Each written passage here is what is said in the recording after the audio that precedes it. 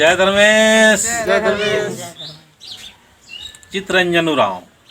आज हमारे आदिवासी समाज सरना समाज लगातार प्रयास किया जा रहा है कि हम लोग का समाज जल्दी से जल्दी सरनामय हो जाए।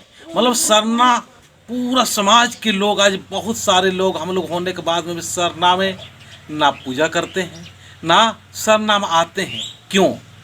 आज यही नहीं आने की वजह से ही केवल सोचते हैं, विचार करते हैं और बहुत सारे तर्क करते हैं। बहुत सारे हमारे छोटे से लेकर बड़े सारे अधिकारी से लेकर मंत्री संतरी सारे होने के बाद में भी आज हमारे समाज क्यों एकत्रित नहीं हो रहा है, क्यों संगठित नहीं हो रहा है, क्यों व्यवस्थित नहीं हो रहा है, क्यों हमें आपस में मेल प्रेम क्यों नहीं है, हमारे घर में किस प्रकार के होना चाहिए, हमारे परिवार में किस प्रकार के होना चाहिए, क्यों हम लोग इस तरह से बिखरते हुए जा रहे हैं।